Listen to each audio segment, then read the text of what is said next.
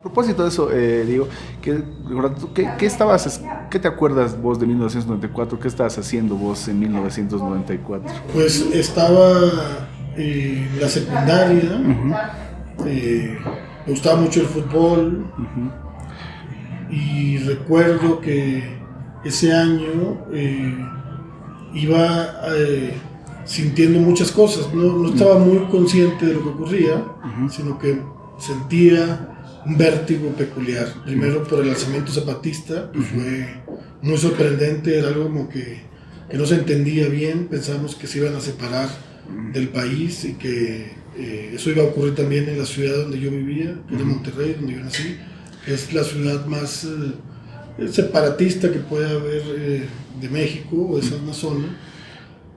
Recuerdo el asesinato de Luis Donaldo también, bastante, cómo se paralizó la calle donde yo vivía. Se oía el televisor prendido en todas las casas, escuchando la cobertura de Televisa de Jacobo Zabludowski, el único periodista, digamos, acreditado por el poder para contar las cosas del país. Y finalmente la crisis económica. Recuerdo que pues, nos pegó bastante en la casa donde yo vivía con mis padres. Mi padre perdió el trabajo, las tasas de interés se volvieron muy altas y era prácticamente imposible pagar la hipoteca. Entonces yo tuve que empezar a trabajar. Empecé a trabajar en un taller mecánico para contribuir al ingreso de la casa. Yo creo que soy el peor mecánico en la historia de Monterrey, un pésimo mecánico. Trabajé un año ahí, pero sí, el 94 pues me marcó, ¿no? Y marcó a mi generación, marcó al país. Ya después, conforme empecé a dedicarme a escribir, me di cuenta de que era el año parteaguas, el año en el que había iniciado el nuevo paradigma del poder en el país. ¿Cómo nació el proyecto en particular de 1994? Se dice que hubo una desclasificación de documentos, esta aparición, entre comillas, de estos archivos en video del asesinato. ¿En qué medida eso influyó para lanzar este proyecto, digamos, de la miniserie documental? En realidad, el salinismo es un tema que a mí me había interesado mucho. Yo tengo un corto documental que se llama La Muñeca Tetona, que protagoniza también Carlos Salinas de Gortari, y yo hablo de la relación de Salinas con los intelectuales. Entonces es un tema que había trabajado yo. El tema del zapatismo, pues ni se diga. Yo creo que es el tema que más he trabajado como periodista.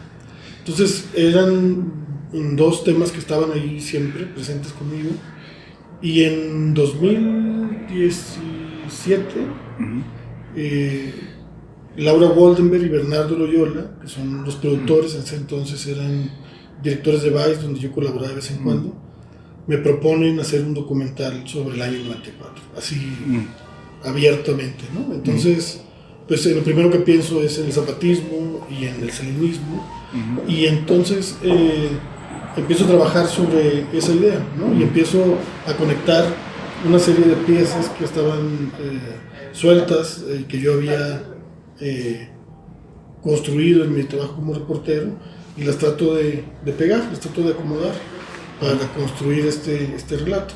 Los archivos sobre el caso Colosio los conseguí muy rápido, en realidad desde 2017. Es verdad que estaban clasificados, pero eran documentos y material de video que extraoficialmente, pues con un poco de trabajo los podías conseguir.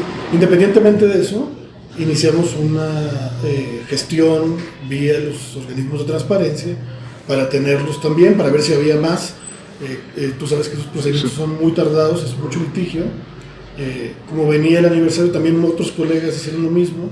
Entonces se hizo, a final de cuentas, una apertura de unos archivos que en cierta manera ya se podían acceder de manera extraoficial. Pero para mí el reto principal pues, era tener el testimonio de Carlos Salinas de Gortari, del subcomandante Galeano, antes Marcos, y de Luis Donaldo Colosio, el hijo de Colosio. Esos 3 testimonios, digamos, eran para mí el primer reto si se trataba de contar una historia sobre el 94. ¿A qué atribuyes esta fascinación que en su momento generó la figura de Colosio? Porque es algo que no ha vuelto probablemente a ocurrir después con una figura política más del PRI, nada menos, en México. Creo que Colosio se volvió más célebre después de su muerte que lo que era antes del asesinato. Y pues es evidente, ¿no? Es un crimen, es una persona asesinada para mucha gente por sus ideas de transformación, ¿no? por su ingenuidad a la hora de moverse en un territorio fangoso, poblado de canallas, ¿no? Creo que es la figura del mártir, ¿no? la que ha prevalecido en torno a Luis Donaldo Colosio. A mí, como parte de esta investigación, lo que me llamó la atención particularmente de su figura, precisamente era la normalidad de él. No se trataba de un político maquiavélico, un político entregado a una causa radical o apasionado. Creo que la virtud que él tenía, que a la vez también se puede volver un defecto en esas aguas turbulentas, era la de ser una persona común, ¿no? En el documental Marcos lo define como un Boy Scout, sí, ¿no? Sí. O sea, es una exageración tal vez del sur, pero creo que sí corresponde a esta percepción que yo tengo y que mucha gente tiene, que lo conoció, de que se trataba de un tipo bien intencionado, que quizás no dimensionó a lo que se estaba enfrentando. Claro, dice, la revolución no es, como muchos creen, no está en él, sino en el alzamiento zapatista, ¿no? Ese mismo año que coincidió. Totalmente, ¿no? Sí. Él no era un revolucionario, ¿no? No, definitivamente. Reformista. Era un reformista, ¿no? Hay quienes cuestionan incluso eso. Yo sí le doy la categoría de reformista a la luz de lo que investigué sobre su trayectoria, su paso por el PRI y su paso por el gobierno de Salinas. Sí iba él en ese afán, pero evidentemente él no iba a generar una transformación radical de la realidad mexicana. Es decir, el papel de... Aunque paradójicamente su muerte la generó. Sí. Si Colosio era una especie de Boy Scout o el mártir de esta historia, ¿cuál es el papel que le toca a Salinas de Gortari? ¿Es un villano en sentido Pues puro? Es villano, él es el villano de México, ¿no? Él es la figura que para la mayor parte de la sociedad mexicana representa todas las fallas que se han cometido en la gestión pública. Ese es el estigma que tiene cada uno. Yo traté de hacer ese trabajo más allá de los estereotipos, ¿no? Claro. O sea, tratando de presentar personajes complejos para que no fuera esto una caricatura de un año tan crucial, ¿no? Y para que fuera más interesante también, porque justo estas ambigüedades que tienen los personajes son ambigüedades pues muy comunes, muy humanas. Los seres humanos podemos ser capaces de las peores cosas, pese a que llevemos una vida normal y domesticada la mayor parte del tiempo, y viceversa también, ¿no? Alguien que es un miserable de tiempo completo puede tener momentos de bondad, y para mí esa ambigüedad, esa contradicción, pues es la humanidad. Ni hablar de que además se reconoce que es como un animal político, de una inteligencia política que se revela, digamos, en cómo habla, cómo recuerda, ¿no? Cómo maneja incluso las controversias, incluso sobre su hermano, por ejemplo, ¿no? Sí, es interesante el lenguaje no verbal, sí. ¿no? Que en un documental, a diferencia de cuando uno escribe, pues el documental te permite una gramática peculiar, ¿no? Visual. Y el lenguaje no verbal de Salinas pues es muy interesante. Hay quienes lo ven como tú lo estás viendo, pero hay quienes lo ven, otras generaciones que lo ven pues, con cierta pues hasta risa, ¿no? Les parece demasiado histrónica su manera de comunicarse políticamente, y a lo mejor a nuestra generación nos hace sentido porque venimos de ese formato, pero a una nueva generación esos modos tan exagerados para acentuar ideas, pues quizás resultan hasta cómicos, o no. Entonces eso creo que es algo que yo también traté de respetar en el espectador, la capacidad de que el espectador también se reflejara a sí mismo a la hora de estar observando a todos estos personajes, y también en el juicio que el espectador hace de cada uno de estos testimonios está también reflejándose a sí mismo, ¿no? Y Salinas, sin duda alguna, pues es,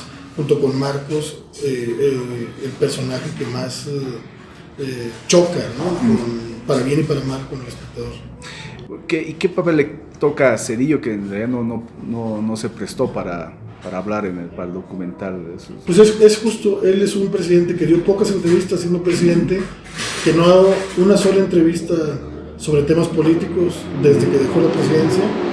Entonces creo que está reflejada su personalidad en ese sentido, ¿no? Que es alguien que prefiere más bien estar detrás, tener un bajo perfil, pero que no es ajeno a las dinámicas y a las decisiones cruciales del poder. Y lo que hice fue tratar de construir un testimonio con el archivo, que es un recurso también muy padre cuando estás haciendo este tipo de trabajos. ¿De qué habla en torno a México el hecho de que hasta la fecha el crimen, el asesinato de Colosio no se haya esclarecido completamente, ¿no? Porque pues imagínate la impunidad tan grande que tenemos. El crimen más importante de nuestra modernidad sigue generando tantas dudas. Pues ¿qué esperamos del millón de asesinatos que se han cometido de entonces a la fecha? O sea, la impunidad es la marca que lleva el país desde el asesinato de Colosio. ¿Crees que algún rato se resuelva?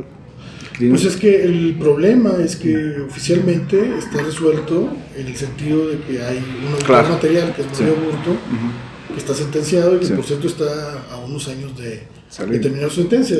El problema es que la mayor parte de la sociedad no cree que esa sentencia sea la única que se debe dar en un caso como este. Finalmente, Diego, sobre el impacto del documental en el debate político público en México, ¿cómo has visto? Ha habido críticas de uno y de otro lado.